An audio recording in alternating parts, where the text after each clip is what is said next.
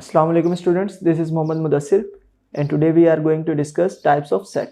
आज हम types of set पर बात करेंगे, लेकिन उससे पहले हमें ये मालूम होना ज़रूरी है कि set क्या होता है. A set is basically collection or group of well-defined and distinct objects or elements. Set जो है एक collection होती है, एक मजमुआ होता है well-defined और distinct यानी कि अलग-अलग numbers का. ठीक है, आपके पास for example आपके पास एक set है, dinner set है, आपके पास एक मेकअप सेट है, आपके पास एक ज्वेलरी सेट है. इसके अंदर आप सेम नेचर की चीज़ें देखेंगे. इसी तरह आपके पास जो भी सेट होगा मैथमेटिक्स के अंदर, उसके अंदर वेल डिफाइंड नंबर्स होंगे, यानी कि सबका ताल्लुक एक ही ब्रांच से होगा. या अगर वो इवन नंबर्स का सेट है तो उसके अंदर सब इवन नंबर्स होंगे. ऐसा नहीं है कि उसके अंदर 3 भी मौजूद है. ठीक है, and they should be distinct, और वो सब जो है वो अलग अलग होंगे. They can not be repeat. तो इसके बाद सेट की बहुत सारी टाइप्स होती हैं, हम उन टाइप्स को भी देखेंगे. तो सबसे पहले हम एम्प्टी सेट देखेंगे. What is empty set? Empty means खाली, ब्लैंक. और एम्प्टी सेट को जो नल सेट से भी मतलब कॉल किया जाता है या नट सेट भी कहा जाता है. होता क्या ये? A set having no element, a set having no element is called empty set. Simple सी डेफिनेशन है इसकी. एक ऐसा सेट जिसके अंदर कोई एलिमेंट मौजूद नहीं है, उस सेट को हम कहते हैं एम्प्टी सेट. एक एग्जांपल देखते हैं इसकी. फर्स्ट किया एक एग्जांपल है हमारे पास, एक डिस्क्रिप्टिव फॉर्म में एग्जांपल देखते हैं. सेट ऑफ इवन नंबर्स का सेट बिटवीन 5 and 6. 5 और 6 के दरमियान जो इवन नंबर्स हैं उनका एक सेट बनाना है. तो 5 और 6 के दरमियान कोई भी इवन नंबर नहीं आता. 6 खुद इवन नंबर है, लेकिन उन्होंने कहा है, या हमने एक जो एग्जांपल लिखी है वो 5 और 6 के दरमियान, तो इस सेट का या इस ऐसा कोई एलिमेंट एग्जिस्ट ही नहीं करता. तो इसका जो आंसर आएगा वो एक एम्प्टी सेट होगा. और एम्प्टी सेट को हम किस तरह डिनोट करते हैं? एम्प्टी सेट को हम डिनोट करते हैं, या आप कर्ली ब्रैकेट्स को इस तरह ब्लैंक करके लगा लें खाली, या फिर आप इस तरह ओ बनाकर इस पर क्रॉस लाइन लगा सकते हैं. तो ये आपके नल सेट की रिप्रेजेंटेशन है. ठीक है, एक और एग्जांपल देखते हैं, किसी और फॉर्म में देखते हैं, बिल्डर फॉर्म में देखते हैं. मान लेते हैं कि x such that x belongs to natural numbers and natural numbers between -5 and -1. तो ये एक सेट है कि हमारा जो x है उसका ताल्लुक नेचुरल नंबर से, और नेचुरल नंबर कहाँ से कहाँ तक? -5 to -1. तो नेचुरल नंबर्स तो पॉजिटिव होते हैं, काउंटिंग नंबर्स होते हैं, वो नेगेटिव में तो होते ही नहीं है. ये तो इंटीजर्स का सेट होता है. तो इसका भी जो आंसर आएगा वो एक ब्लैंक सेट आएगा, एक एम्प्टी सेट आएगा. तो ये दो एग्जांपल्स हो गए हमारे पास एम्प्टी सेट की. नेक्स्ट जो हमारे पास टाइप है सेट की वो है फाइनाइट सेट. फाइनाइट सेट एक ऐसा set, a set having limited number of elements. अच्छा, सेट के अंदर जो नंबर्स होते हैं इन्हें हम एलिमेंट्स कहते हैं. तो एक ऐसा सेट जिसके अंदर लिमिटेड नंबर्स हैं, ठीक है, limited numbers of elements is called finite set. ठीक है, तो ये हो गया हमारा फाइनाइट सेट. फॉर एग्जांपल हम एक एग्जांपल देखते हैं. एग्जांपल है 1 2 3 4 and 5. इसके अंदर एलिमेंट्स को हम काउंट कर सकते हैं. ये 5 एलिमेंट्स का सेट है. तो ये जो नंबर्स हैं अंदर ये फाइनाइट हैं, लिमिटेड हैं. तो ये हमारी फाइनाइट सेट की एग्जांपल है. और इसी का जो उलट है वो है इनफाइनाइट सेट. ठीक है, उसके अंदर अनलिमिटेड नंबर्स होंगे, उसे देखते हैं. Okay, so the next one is infinite set. Infinite set क्या होता है? अ सेट हैविंग, मैंने आपको बताया ऐसा सेट जिसके अंदर अनलिमिटेड नंबर्स होते हैं. अ set having unlimited number of elements. ठीक है, इसके अंदर जो नंबर ऑफ एलिमेंट्स हैं वो अनलिमिटेड है, इज कॉल्ड इनफाइनाइट सेट. ये इसकी डेफिनेशन है. इसी एग्जांपल देख लेते हैं. हमारे पास एक एग्जांपल है 1 2 3 एंड सो ऑन. कहाँ तक हमें नहीं मालूम. अब ये एक ऐसा सेट है कि इसके अंदर हमें जो एंडिंग नंबर है वो नहीं मालूम.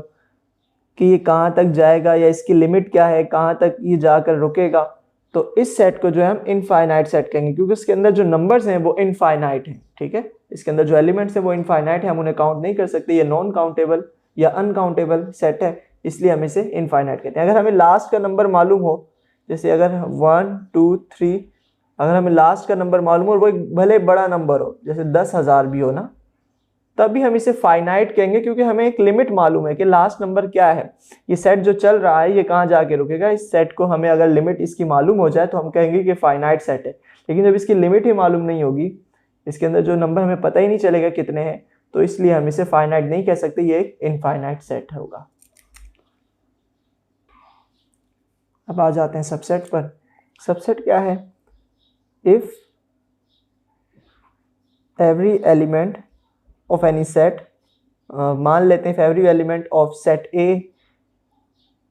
Is also an element of set B,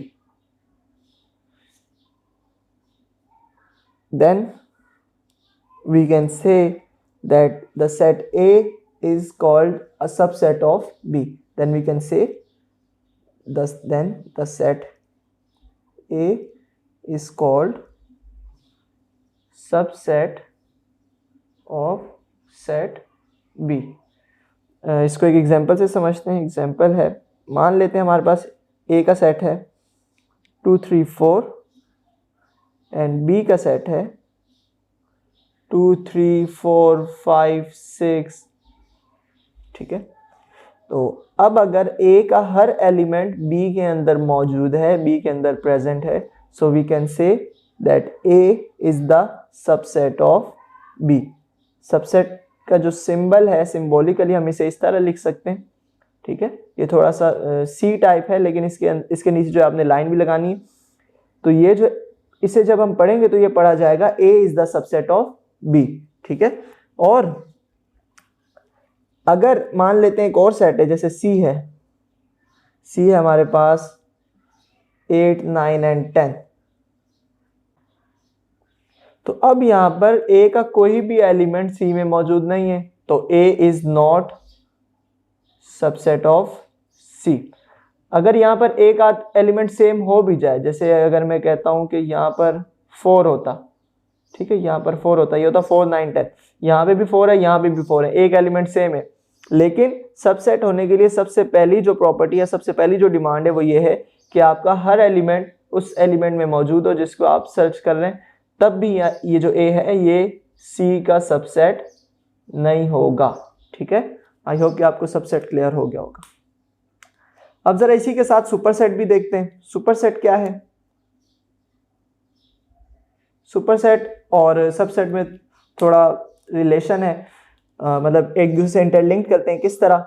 अगर A B का सबसेट है तो B A का सुपरसेट है। सिंपल सा है ये फॉर्मूला। ठीक है, ये सिंपल सी लॉजिक है। अगर कोई सेट, मतलब कोई सेट A है, वो सेट B का सबसेट है, तो सेट B उस सेट A का सुपरसेट होगा। ये सिंपल है। आई होप कि आपको ये सुपरसेट भी क्लियर हो गया होगा। और सुपरसेट लिखने का भी यही मेथड है। अगर मैं लिखना चाहूँ कि B is the superset of A, तो B इज द, सॉरी, इस तरफ अब आपका जो है सिंबल होगा B is the superset of A, यानी कि A is the subset of B and B is the superset of A। आप इस तरह लिखें या इस तरह लिखें, एक ही बात है। तो आप इसको सिंबॉलिकली इस तरह भी लिख सकते हैं सुपरसेट के लिए। 5 टाइप्स हो चुकी हैं। सुपरसेट हमारी 5वीं टाइप थी। उसके बाद 6ठी टाइप है इक्वल सेट। इक्वल सेट की क्या डेफिनेशन है? 2 sets A and B of same order are called equal sets, but A और B दो सेट्स हैं, उनका अगर ऑर्डर सेम होगा तो इक्वल सेट वो कहलाएंगे। लेकिन एक और शर्त है, if all the elements of both the sets are same, यानी कि ऑर्डर तो सेम हो। अगर सेट A में 4 एलिमेंट हैं और सेट B में भी 4 एलिमेंट हैं तो ऑर्डर सेम है, लेकिन जो एलिमेंट सेट A में है वही एलिमेंट सेट B में होंगे, तब हम कहेंगे कि सेट A और B जो है वो एक दूसरे के इक्विवेलेंट है और इसे हम डिनोट यानी कि ये जो कंडीशन है symbolically we can write A equals to B, ठीक है।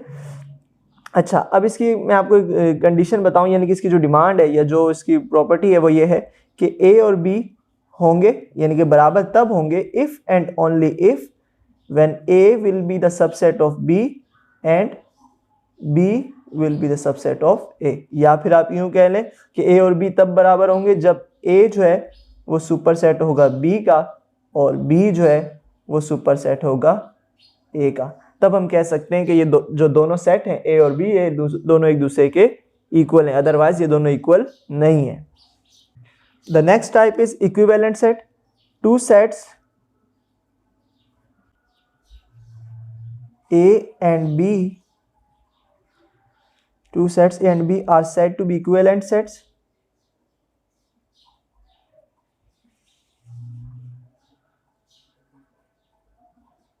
if their orders are equal। यानी कि इक्विवेलेंट होने के लिए सिर्फ ऑर्डर का बराबर होना जरूरी है, ऑर्डर का सेम होना जरूरी है।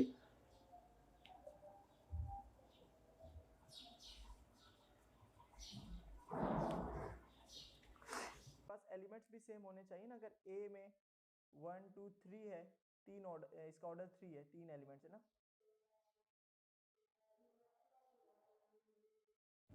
ठीक है, तो ये जो दो सेट की एग्जांपल्स मैंने लिखे 1 2 3 एंड 1 2 3, अब इसके अंदर ऑर्डर सेम है तो ये सेट इक्विवेलेंट है, लेकिन चूंकि ये एलिमेंट्स भी सेम है तो ये एक दूसरे के इक्वल भी है। A is the subset of B and B is the subset of A. Similarly, A is the superset of B and B is the superset of A. ये कंडीशन को भी सेटिस्फाई कर रहे हैं, जबकि इक्विवेलेंट होने के लिए सिर्फ आपको एक कंडीशन को सेटिस्फाई करना है और वो क्या है कि दोनों का जो ऑर्डर है वो सेम है होना चाहिए। अगर A के अंदर 3 एलिमेंट्स हैं तो इन B there should also be the 3 elements, ठीक है। तो यहाँ भी 3 एलिमेंट्स ही होने चाहिए, तब हम कहेंगे कि दोनों एक दूसरे के इक्विवेलेंट हैं। इक्विवेलेंट होने के लिए एलिमेंट्स का सेम होना लाजमी नहीं है, ऑर्डर का सेम होना जरूरी है। इसके आप सिंबॉलिकली या फिर इस तरह लिख सकते हैं, order of A should be equals to order of B, ठीक है। इसके बाद टाइप नंबर 8 और टाइप नंबर 9 है proper subset and improper subset. ये दोनों एक दूसरे से मिलते जुलते हैं। प्रॉपर सबसेट क्या होता है? Let set A is the subset of B. सबसे पहले तो ये मान लें कि ए जो है वो बी का सबसेट है। अब set A, the set A is called proper subset. अब सेट ए जो है वो प्रॉपर सबसेट तब कहलाएगा बी का जब if A is not equals to B, ठीक है। मतलब ये एग्जाम्पल है हमारे पास, मान लेते हैं ए जो हमारे पास है 1 2 एंड 4 एंड बी है हमारे पास 1 2 4 5। अब ए सबसेट तो है बी का क्योंकि ए का हर एलिमेंट बी में मौजूद है, लेकिन ये जो है ए और बी बराबर नहीं है। इस कंडीशन के मुताबिक ए और बी को बराबर नहीं होना चाहिए, तब ए जो है वो इसका प्रॉपर सबसेट कहलाएगा, ठीक है। सबसेट तो है, दोबारा बता रहा हूं, सबसेट है ये, लेकिन प्रॉपर होने के लिए दोनों का सेम ना होना जरूरी है, यानी कि दोनों को सेम नहीं होना चाहिए। तो इसे हम सिंबॉलिकली कैसे लिख सकते हैं? A is the proper subset of B, ठीक है। इम्प्रॉपर भी सेम है। सबसे पहले फर्स्ट किया set A subset of B, सबसे पहले ये क्लियर करें कि ए जो है वो बी का सबसेट है। Now the set A is called improper subset. अब ए जो है वो बी का इम्प्रॉपर सबसेट कहलाएगा कब? जब if A equals to B, जब अगर ए जो है वो बी के बराबर है। कैसे? हमारे पास अगर ए है A B C and B is also ABC, so we can say that A is the improper subset of B and this is the condition where A equals to B is satisfying the problem, ठीक है। तो ये हो गया हमारा improper subset। The 10th one is power set। power set क्या होता है? The set of all the subsets of set ए। कोई भी सेट है, सेट ए है, मान लेते हैं एक सेट है, set is A B and C, ठीक है। तो इसका पावर सेट क्या होगा? अब इसके जितने सबसेट्स बन सकते हैं उन तमाम सबसेट्स का एक सेट बना देना, ये है पावर सेट, ठीक है। अब इसके कितने सबसेट्स बन सकते हैं देखते हैं। तो इसके जो सबसेट बनेंगे वो होंगे, पावर सेट को हम P इंटू ए से डिनोट करते हैं, यानी कि power of a set A, power set. सबसे पहले आपने कर्ली ब्रैकेट लगानी है, इसके बाद आपने सबसे पहला जो सबसेट होगा वो एक एम्प्टी सेट होगा, ठीक है। आप इसकी जगह ब्लैंक ब्रैकेट भी लगा सकते हैं, ठीक है। उसके बाद इसका दूसरा सबसेट ए होगा, सिंगल एलिमेंट, सिंगलटन सेट कहते हैं, आगे पढ़ेंगे इसको। देन बी, देन सी, ये जितने भी बना रहा हूं ये सब के सब सबसेट हैं ए का, ठीक है। इसके बाद कंबाइन आएंगे ए बी, ए सी या बी सी एंड देन ए सी, और इसका जो लास्ट होगा इम्प्रॉपर सबसेट। अब अगर आप इसके अंदर फोकस, और ये जो लास्ट कर्ली ब्रैकेट इसके अंदर अगर आप गौर करें तो ये तमाम के तमाम सबसेट हैं ए का, और अगर मैं इसमें से प्रॉपर और इम्प्रॉपर को अलग करना चाहूँ तो ये प्रॉपर है, ये भी प्रॉपर, ये सब के सब प्रॉपर है, क्योंकि प्रॉपर की क्या कंडीशन थी, A should not be equals to B, A को बी के बराबर नहीं होना चाहिए। हाँ, मगर ए को बी, ए के जो एलिमेंट्स हैं वो बी में लाजमी होने चाहिए। तो ये तमाम एलिमेंट्स ए में मौजूद हैं, और ये जो है ये सेम है, तो ये इम्प्रॉपर सबसेट है। इम्प्रॉपर की क्या कंडीशन थी, ए इक्वल्स टू बी, और प्रॉपर सबसेट की क्या कंडीशन थी, A should not be equals to B. तो ये जो है ये सब के सब ए जैसे नहीं है बिल्कुल, तो ये सब प्रॉपर सबसेट है, और ये जो है इम्प्रॉपर सबसेट है, ठीक है। अच्छा, सबसेट से रिलेटेड कुछ प्रॉपर्टीज हैं, 3-4 प्रॉपर्टीज हैं, वो भी मैं आपको सिंगलटन के बाद नोट डाउन करवाता हूँ। अच्छा, इसके बाद है सिंगलटन सेट। सिंगलटन सेट क्या होता है, अ set having only one element, having only one element is called singleton set. Simple है, इज कॉल्ड सिंगलटन सेट। इसकी एक एग्जांपल जैसे ए है, इसके अंदर ए की एलिमेंट है 10, तो ये एक सिंगलटन सेट है, ठीक है।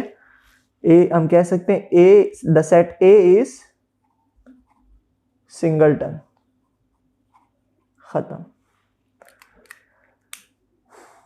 Okay, so the last one is universal set.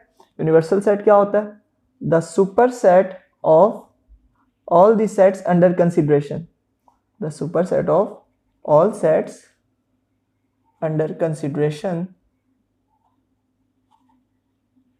is called universal set। जब सबसेट हमने पढ़ा था तो हमने कहा था ना बिलफर्स्ट, A is the subset of B, so the B is the superset of A। अगर A का ताल्लुक B से तो हम कहेंगे कि A B का सबसेट है, और अगर B के अंदर A के एलिमेंट मौजूद हैं तो B सुपरसेट है A का। तो अब वो कह रहे हैं यूनिवर्सल सेट एक ऐसा सेट होगा जिसके अंदर बाकी तमाम सेट्स के तमाम एलिमेंट मौजूद होंगे। जैसे हमारे पास A के अंदर एलिमेंट्स हैं 1 2 3 और B के अंदर एलिमेंट्स हैं 2 और 3, तो हमारे पास यूनिवर्सल सेट क्या होना चाहिए, हमारे पास यूनिवर्सल सेट होगा एक ऐसा सेट जिसके अंदर दिए गए बाकी तमाम सेट्स के एलिमेंट्स मौजूद होंगे, 1 2 3 4 5, एक्स्ट्रा भी हो सकते हैं, ठीक है। तो ये A सबसेट है U का, B भी सबसेट है U का, और U जो है वो इन दोनों का सुपर सेट है, इसलिए हम इसे यूनिवर्सल सेट कहते हैं, ठीक है। आई होप कि आपको ये तमाम टाइप्स क्लियर हो गई होंगी। अच्छा, इसके बाद जो हमारे पास सबसेट के कुछ एक नोट है या कुछ 4 प्रॉपर्टीज हैं,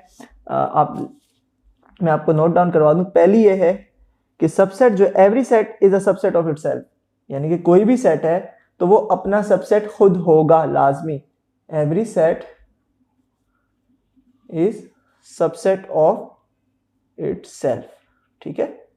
जैसे A है ना, तो वो अपना भी सबसेट होगा, सही है, क्योंकि उसके तमाम एलिमेंट्स A के अंदर मौजूद हैं। अच्छा, दूसरी क्या प्रॉपर्टी है, empty set,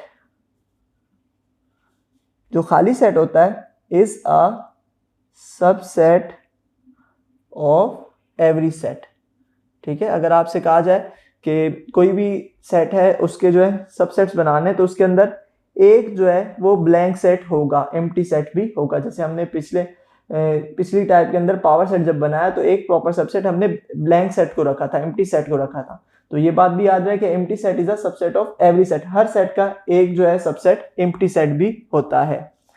the third one is every non-empty set has at least 2 subsets. कोई भी ऐसा सेट आ जाए जिसके अंदर कोई ना कोई एलिमेंट मौजूद है जो कि खाली नहीं है, नॉन एम्प्टी है, तो उसके कम से कम 2 सबसेट तो लाजमी बनेंगे। यानी कि ऐसा कोई सेट नहीं है जिसका सिर्फ एक सबसेट बने, ठीक है, उसके कम से कम 2 सबसेट लाजमी होंगे।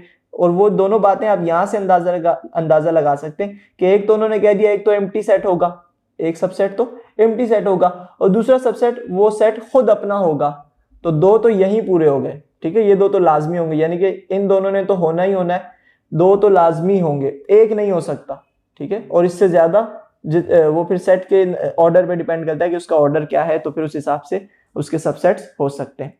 Okay, so the last one is, fourth one is number of all subsets